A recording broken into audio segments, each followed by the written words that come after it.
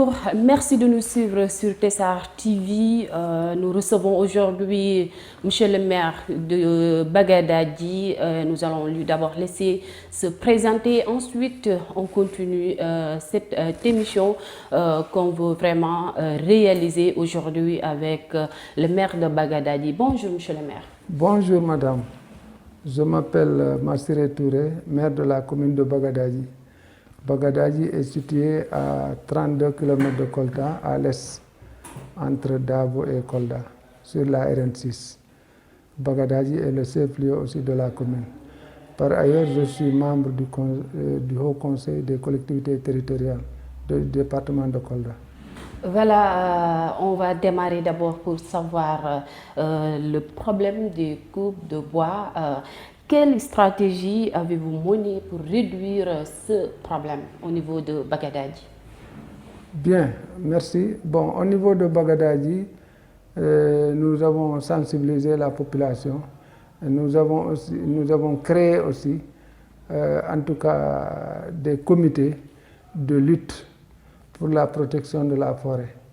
Donc, nous avons ces hommes-là dans chaque village. Nous avons créé ce comité. Donc, ces gens-là, ils vont en brousse, en tout cas, contrôler la forêt. Ensuite, il y a ce que nous avons fait aussi, et ce qui est plus frappant, c'est que la forêt a été aménagée.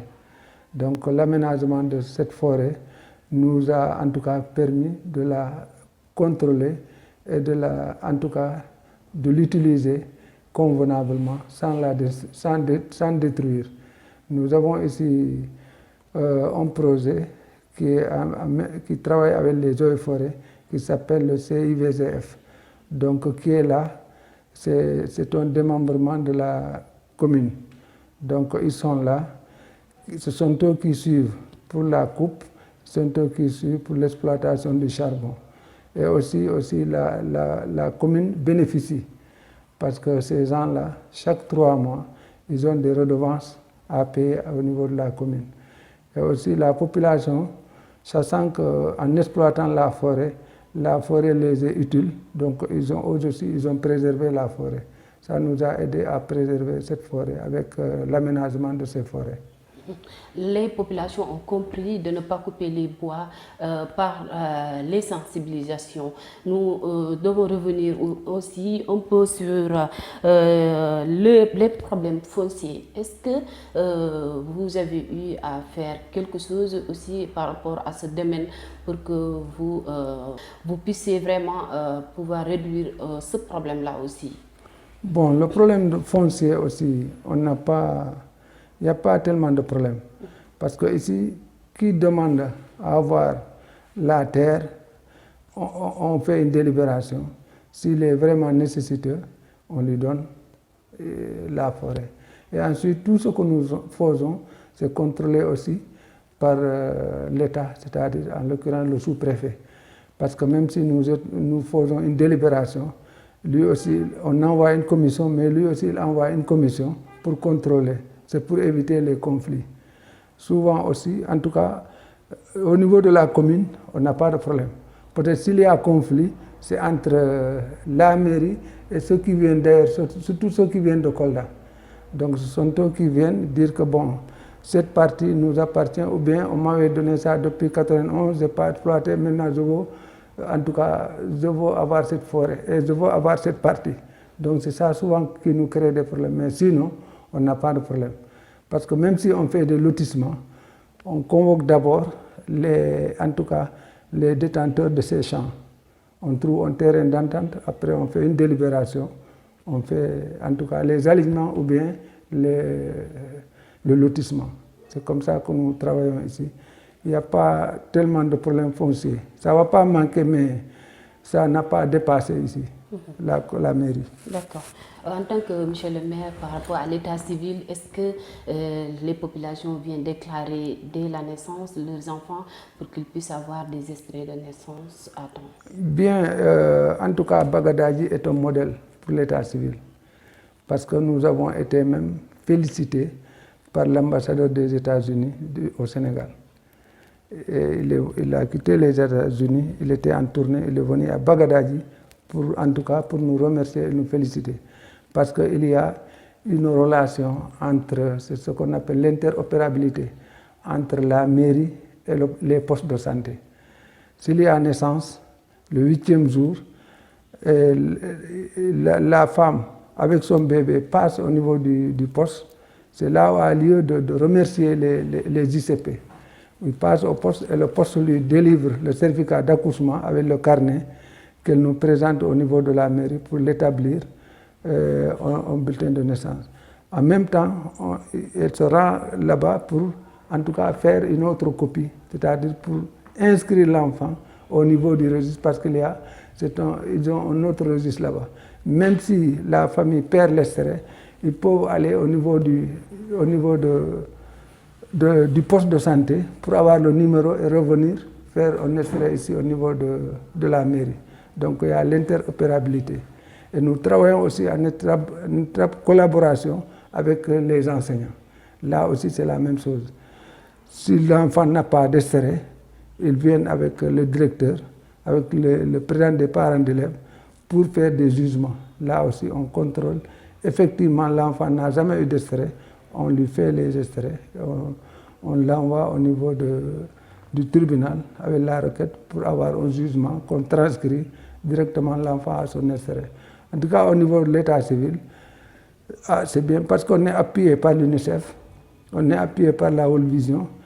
Et il y avait aussi un autre projet qui était là, qui est déjà parti, un projet américain qui nous appuyait aussi.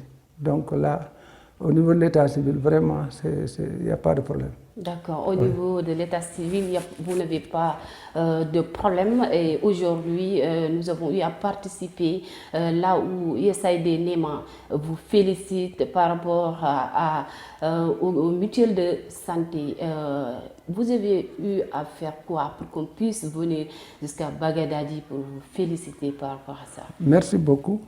Parce que nous, au niveau de la commune, le conseil municipal a dit ses préoccupations d'abord, c'est la santé et l'éducation. Donc c'est pourquoi aujourd'hui, ça ne nous a pas trop surpris.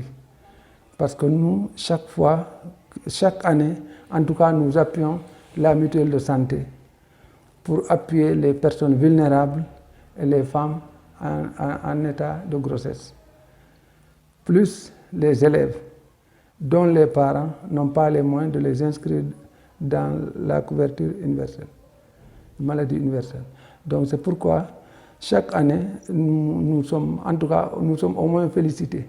Parce que chaque année, nous donnons jusqu'à 3 millions. 1 million pour le fonctionnement, parce qu'aujourd'hui, au niveau de la mutuelle de santé, ils ont besoin de papiers, ils ont besoin de saisies. Ensuite, les 2 autres millions, c'est pour enrôler les personnes, en tout cas vulnérables. Voilà, aussi j'aimerais savoir quelles sont vos ambitions pour le département de Bagadadi. Quelles sont vos ambitions? Par exemple, aujourd'hui, qu'est-ce qu'on peut attendre du maire de Bagadadi? Bon, mes ambitions surtout, c'est de collaborer avec les autres maires pour en tout cas la bonne marche du département. Et je le fais souvent. Si je vois, même aujourd'hui, j'ai invité un maire. C'est pour en tout cas prendre l'exemple de ce que nous faisons. Si c'est bien, il va copier la même chose.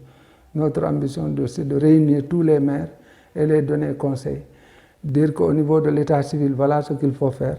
Au niveau de la santé, voilà ce qu'il faut faire. Au niveau de l'éducation, voilà ce que vous pouvez faire pour que ça marche chez vous. Parce que nous le faisons, ça a marché et ça a porté fruit. Voilà, pour cela, vous pouvez revenir un peu pour les relations que vous avez avec les maires, les différents maires limitrophes. C'est bien parce que moi, je suis un élu national avec ma casquette de haut conseil des collectivités territoriales. Donc les maires, chaque fois, surtout les maires limitrophes, comme vous avez dit, même hier, j'ai beaucoup changé avec le maire de Djalambéré. Ensuite, le maire de Dabo devait être là aujourd'hui, mais malheureusement, il est un peu souffrant. Mais le maire de Kumbakara, vous l'avez vu aujourd'hui. Donc, le maire de Medina Cherif aussi, idem, la même chose. Chaque fois, en tout cas, qu'il y a des activités à mener, je les contacte. Et aussi, j'appelle souvent, en tout cas, pour qu'on fasse un CLD en tout cas pour qu'on fasse les mêmes activités pour la bonne marche de nos collectivités territoriales. Ouais. On ne serait terminé sans vous demander, comme nous tous nous savons ce qui se passe en ce moment au niveau du pays, sans vous demander, est-ce que vous avez les nouvelles de votre fils, mon commandant Omar Touré? Oui, il se porte bien, il se porte bien, il est au niveau du camp, quoi. Pour le moment, il est en tout cas en prison pour 45 jours. Mais bon, après ça, on verra ce que ça va donner. Parce qu'il est au niveau de la justice militaire. Ce sont eux qui vont en tout cas décider ce qu'il faut faire. Parce qu'on est dans un pays où il y a la loi. Donc la loi est là pour tout le monde. Donc on doit en tout cas mesurer ce qu'on fait. C'est pourquoi, bon, en tout cas, je n'ai pas trop m'en tiré là-dessus. Bon, nous tous, on sait ce qui s'est passé.